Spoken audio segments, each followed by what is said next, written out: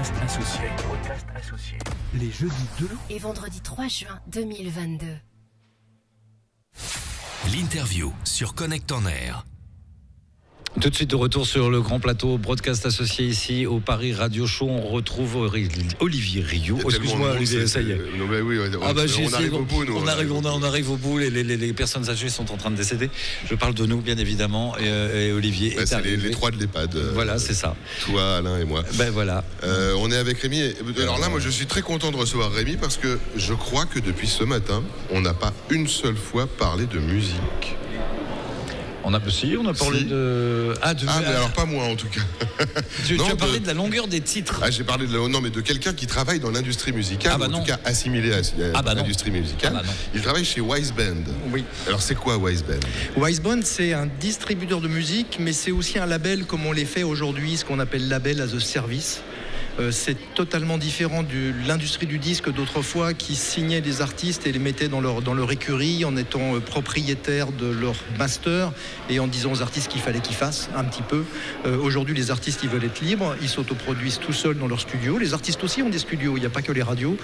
Ils ont ça chez eux, ils produisent et ce qu'ils veulent, en fait, c'est qu'on les aide à se faire connaître sur Internet, à gagner leur vie sur Internet. Ce que fait Wise Band, c'est qu'il a la capacité de distribuer cette musique vers des DSP, donc les Spotify, Apple Music, Deezer, etc., d'uploader la musique vers chez eux et de la faire connaître aussi auprès de ces services-là pour qu'eux-mêmes fassent la promotion de leur titre. Donc on a un album qu'on a autoproduit par exemple. Un titre, en général, souvent ça marche au titre. Un titre. On va s'acheter un code barre. On ouvre un compte sur la plateforme. On récupère le code barre pour avoir l'inscription unique, j'imagine. Voilà. C'est comme ça que ça marche. Voilà. Et après vous vous chargez de... Finalement, vous êtes un distributeur numérique. On est un distributeur numérique qui, en plus, pousse en termes de promotion. Parce que le vrai problème aujourd'hui dans l'industrie musicale, c'est la promotion, c'est la notoriété. C'est pour ça que ce couple entre la radio et la musique a été aussi important au cours de tout ce siècle. C'est que la radio apportait la promotion et puis ensuite on vendait les disques. Aujourd'hui, les deux passent de plus en plus par le même réseau, par Internet, en fait, le streaming, et le fait de promouvoir est lui-même un moyen de gagner de l'argent, parce que le streaming rapporte quelques 0,000 et quelques centimes. Est-ce que il y a énormément de titres qui sortent toutes les semaines, je ne sais pas combien Spotify, Deezer reçoivent chaque jour. Dites un chiffre. Je sais pas, 350 plus. De titres reçus par jour. Nouveaux chaque jour sur Spotify. Sur le moment, c'est... non, on doit être allez, je veux dire 8 000. 60 000. 60 000 jours. Oui, donc comment faire son trou là-dedans ? Absolument. Comment sortir de ça ? Donc alors finalement vous travaillez un petit peu, c'est un peu de la promotion comme avec les radios, d'aller voir les personnes qui font les playlists qui sont les plus écoutées dans chacun des agrégateurs, de les inciter à monter le titre, Tout à fait, faire des playlists très spécifiques par genre, arriver à rentrer ces nouveautés dedans. Et puis après, si ça décolle, les radios embarquent aussi. Les radios ne sont pas du tout oubliées dans ce monde-là. On a par exemple des artistes chez nous qui s'appellent Trinix.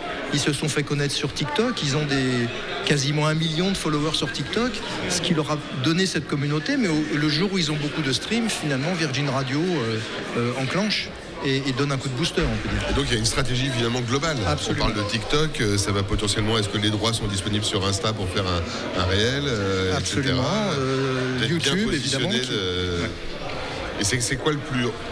Il n'y a rien de simple, mais est-ce qu'il y a un de ces médias qui est plus facile à aborder que les autres, ou c'est de toute façon soit le bon titre, on va dire, le bon moment c'est toujours pareil. S'il y a un média qui marche, tout le monde va se jeter dessus, donc il marchera moins bien, ou il sera le ticket d'entrée sera plus élevé. Donc il n'y a pas de recette miracle dans ce. Il y a des hasards. Quand on voit par exemple le titre de Fleetwood Mac qui est revenu. Grâce à TikTok, tout à fait, le skater qui a mis le titre de Fleetwood Mac, tout le monde, et puis du coup c'est ressorti en disque. C'est dire le poids que peuvent avoir tous ces réseaux sociaux pour faire remonter la musique. Donc je comprends que ça soit devenu vraiment un véritable boulot à part entière de justement les propulser sur ces plateformes. Après il y a la chance et puis il faut être créatif, c'est toujours pareil. Bien sûr. Après il y a de la distribution physique, ou est-ce que là derrière vous allez chercher un Believe ou des gens qui ont une capacité à faire de la distribution pour physique. distribuer des disques, tu veux dire, dans les magasins. Si le titre prend vraiment, est-ce qu'il y a un moment vous allez jusqu'au point de les faire distribuer en magasin ? Pas trop. Ça arrive qu'on en fasse fabriquer, on peut les vendre aussi en ligne. D'accord. Directement sur le site internet. Aujourd'hui, le marché, grosso modo, c'est 20% de vente physique et 80% en ligne. Donc vraiment, le physique, c'est plus savoir presque comme du merchandising. Tu vends ton vinyle comme tu vends un t-shirt ou une casquette. Tu vends ça aux fans, tu vends ça aux sorties des concerts. C'est plus une sortie de concert. Mais rares sont les gens qui vont... aujourd'hui, on va plus dans un supermarché en sortant avec un CD. Ça, c'est vous savez quoi, moi, je trouve ça vachement triste. Qui est plus l'objet, Oui, qui est plus l'objet, parce que je me rappelle du plaisir qu'on avait quand on se disait tiens, il y a l'album. Moi, je me rappelle d'un album de Prince qui était sorti. Le jour où il sortait, j'étais à la Fnac pour aller chercher mon album de Prince et j'étais juste super heureux de l'avoir dans mon sac avec moi. Et maintenant, je me dis tiens, il est sorti. C'est plus un événement. C'est plus un événement, c'est vrai. Oui, c'est pas pareil. Puis à la limite, on se dit de toute façon, je saurai bien vendredi s'il se passe un truc. Et puis voilà, ça va être dans la Friday on perd un petit peu le... mais regarde ce qu'a fait Squeezie par exemple, avec Ambiance Scandale et Dry, je sais plus quoi. Je sais pas si vous avez suivi ce concours qu'ils ont fait sur internet à faire 2 singles en 3 jours. Oui. Ils ont sorti en un CD 2 titres qui a été distribué dans les magasins Lidl uniquement. Et donc tous les bénéfices sont allés. Alors je sais plus quelle association. C'était une association, ouais. Enfin bon, peu importe laquelle, mais en tout cas, ils ont fait aucun chiffre là-dessus. Lidl après acheté les disques et a vendu ça et tous les droits repartaient. Et ils ont vendu tous les disques en 10 jours, même pas, en 5 jours, il n'y avait plus un single en magasin. Donc il y a quand même un affect, mais en tout cas, il est plus régulier, quoi. Donc c'est ça que je me posais la question, est-ce que vous allez jusque-là? Mais effectivement, le concert ou la page fan, finalement, c'est là que... le concert est plus important. Et le concert est aussi, à côté des réseaux sociaux ou des radios, le concert est aussi un important moyen de découverte d'artistes et pour les artistes d'expression.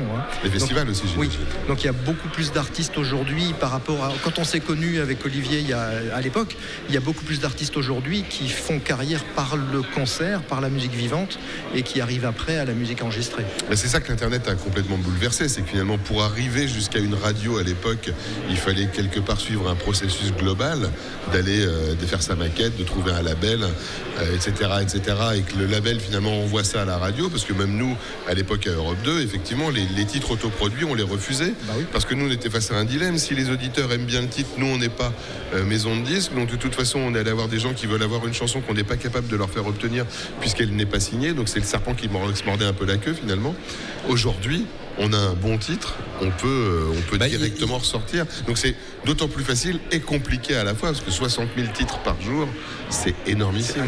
Il y a un groupe d'ailleurs dans ces années-là, les années Europe 2, qui s'était félicité d'être piraté, parce qu'en fin de compte, le fait d'être piraté faisait que tout le monde se faisait passer l'album qui n'aurait peut-être pas été vendu. Et en fin de compte, ils s'étaient rendu compte que depuis qu'ils étaient piratés, il y avait de plus en plus de monde dans les concerts. Oui.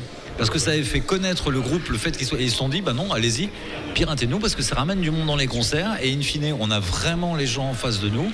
Ça rapporte aussi.